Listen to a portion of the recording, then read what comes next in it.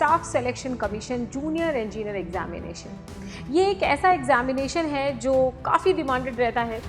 Even when 11-12 आप करते हैं, उसके बाद जब आप बीटेक करने की सोचते हैं या आप डिप्लोमा करने की सोचते हैं, सबसे पहला आइडिया वर्क लाइफ बैलेंस। मतलब यहाँ पे टेक्निकल जो भी आपने पढ़ा है उस चीज़ को अप्लाई करने को यहाँ पर मिल जाता है। 1 year, 2 year, 3 year, 4 year, 5 year तक मेहनत करोगे, घिसोगे तो सैलरी बढ़ती है। हाय, SSC JEE staff selection commission junior engineer examination, ये एक ऐसा एग्जामिनेशन है जो काफ़ी डिमांडेड रहता है।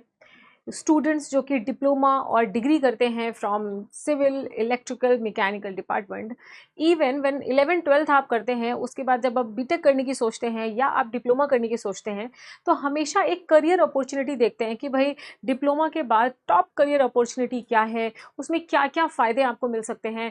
या आप कई बार डिप्लोमा 10th के तुरंत बाद भी कर लेते हैं, उसके बाद आप SSC JEE एग्जामिनेशन में बैठ सकते हैं।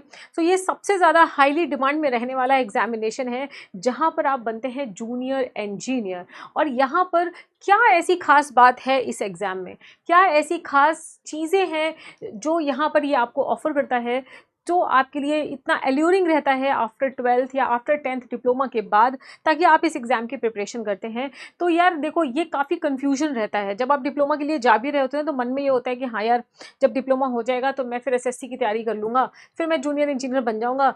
फिर क्या है ये जूनियर इंजीनियर में, स्टाफ सिलेक्शन कमीशन का ये जो जूनियर इंजीनियर, इसमें क्या ऐसी बात है जो इतना अट्रैक्ट करती है स्टूडेंट को अपनी तरफ। आओ चलो बात करते हैं इसके 5 टॉप चीज़ें, बेनिफिट्स जो आपको इस जॉब को इतना ज़्यादा पॉपुलर बनाती है, इतना ज़्यादा डिमांडिंग बनाती है। सबसे पहला आइडिया वर्क लाइफ बैलेंस। जब आप SSC में जूनियर इंजीनियर बन जाते हैं ना, तो यहाँ पर वर्क लाइफ बैलेंस यहाँ पर काफ़ी सही होने वाला है। क्योंकि आप देखोगे जो प्राइवेट सेक्टर में आप जॉब के लिए जाते हो तो वहाँ पर बहुत ज़्यादा प्रेशर में आपको काम करना पड़ता है।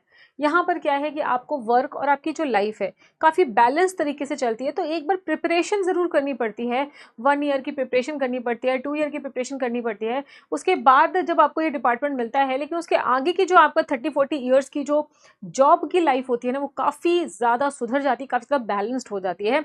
सो ये one of the first factor है जो यहाँ पर आपको इस एग्ज़ाम को काफ़ी पॉपुलर बनाता है।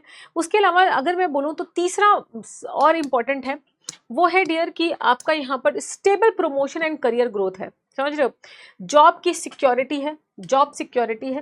प्राइवेट सेक्टर में आप देख सकते हो कि कभी भी कहीं पे भी आप देखते हो तो यहाँ पे फायरिंग हो रही है, मास में लोगों को निकाल दिया। यहाँ पर अगर आप चले जाते हो एज ए जूनियर इंजीनियर, तो आपको एक जॉब की जो सिक्योरिटी है वो मिल जाती है। आपको पता है यार कि अगर आप ठीक ठाक काम कर रहे हो, है ना, तो बहुत ज़्यादा कोई वर्क प्रेशर नहीं है, बहुत ज़्यादा कोई लोड नहीं है, और आपकी यहाँ पे जॉब जो है वो सिक्योर हो जाती है ना। और आपका जो एक स्टेबल प्रमोशन और करियर ग्रोथ है वो आपको मिलता रहता है। कहने का सिंपल मतलब है कि आपको यहाँ पे time to time 3 years, 4 years, 6 years में प्रमोशंस होते रहते हैं। आप जूनियर इंजीनियर से असिस्टेंट इंजीनियर बन जाते हो, AE, उसके ऊपर भी बहुत सारी पोस्ट हैं, और रिटायर होते होते आप काफ़ी अच्छी पोस्ट में यहाँ पर रिटायर होते हो। ठीक है, उसके बाद यहाँ पे डाइवर्स डिपार्टमेंट वर्क एक्सपोजर। कहने का सिंपल मतलब है सिर्फ एक एग्जाम से बहुत सारे डिपार्टमेंट, जैसे BRO हो गया, MES हो गया, आपका CPWD हो गया, सेंट्रल वाटर कमीशन हो गया, काफ़ी सारे डिपार्टमेंट्स में आपको यहाँ पर एंट्री करने का मौका मिल जाता है। देखो यूजुअली क्या होता है ना, जैसे PSUs हैं वो अलग अलग अपना रिक्रूटमेंट लेती है, तो आपको क्या करना होता है ना, उनका अलग अलग जो है फॉर्म फिलअप करना होता है, और फॉर्म फिलअप करने के बाद आप उसको क्वालिफाई करते हो, तब जाकर के उस डिपार्टमेंट में आपको जॉब मिलती है। पर यहाँ पर क्या होता है, आपने एक एग्जाम दिया, सारे डिपार्टमेंट्स के लिए आप यहाँ पर एलिजिबल हो जाते हो, है ना। सबसे ज़्यादा चहेता डिपार्टमेंट जो है आपका CPWD है। यहाँ पे पब्लिक डीलिंग होती है, उसके साथ साथ गवर्नमेंट के जो बड़े बड़े प्रोजेक्ट्स होते हैं उसमें आपको हिस्सा बनने का मौका मिलता है, और एक्सपोजर जो आप पढ़ते हैं वही चीज़ अप्लाई करने को मिलता है। मतलब यहाँ पे टेक्निकल जो भी आपने पढ़ा है उस चीज़ को अप्लाई करने को यहाँ पर मिल जाता है। उसके साथ साथ यार फील्ड और टेक्निकल एक्सपोजर, फील्ड जॉब भी होती है ना, टेक्निकल एक्सपोजर भी मिलता है। तो ये सारे 5 टॉप फैक्टर्स हैं जो आपको यहाँ पर इस जॉब को काफ़ी ज़्यादा डिमांडिंग जॉब बनाती है। एक चीज़ और, सैलरी। अगर आप जूनियर इंजीनियर बन जाते हो तो फिलहाल प्रेजेंटली 60 से 65,000 इन हैंड इनिशियली आपको सैलरी मिलने लग जाती है। अभी 8th पे कमीशन आ रहा है तो ये 1 लाख के ऊपर चले जाने वाला है।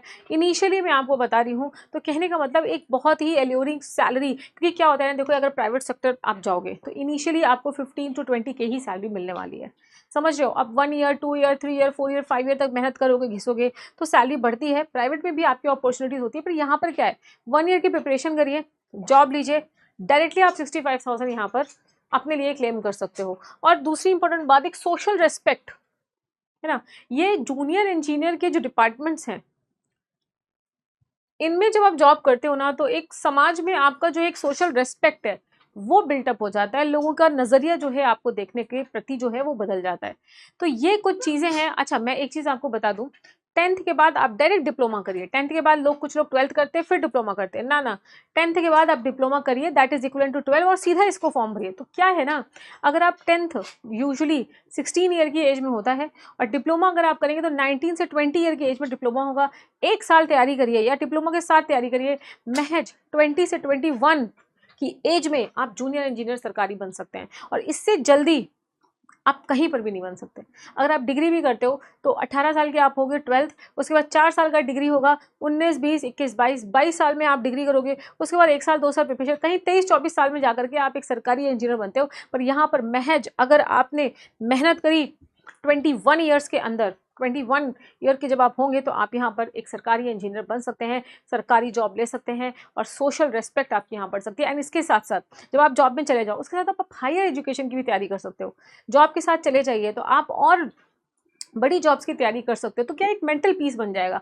21 ईयर में ये हो गया, आप पार्ट टाइम डिग्री ले लीजिए, समझ रहे हो, 24-25 साल में डिग्री खत्म होगी, ईएससी की तैयारी कर लीजिए। तो क्या है ना कि कहीं ना कहीं आपको बहुत ज़्यादा प्रेशर नहीं रहेगा, अरे यार नौकरी नहीं लगी, नौकरी नहीं लगी। तो ये बहुत ही कम एज में बहुत ही बढ़िया ऑप्शन होता है। तो ये कुछ चीज़ें हैं जो आपके लिए, या मैं यहाँ पर आपके लिए डिस्कस करना चाहती थी, जिसमें कि आपको ये समझ में आएगा कि भैया अपॉर्चुनिटी तो बहुत ज़्यादा है। बाकी सारे अपडेट्स के लिए आप मेरा Telegram channel Meenu ma'am PW join कर सकते हैं। यहाँ पर आपको सारे सेशंस की जो अपडेट है वो मिल जाएगी। Thank you so much. मैं आशा करती हूँ आप जल्द ही जूनियर इंजीनियर SSC में बन जाए। Thank you so much.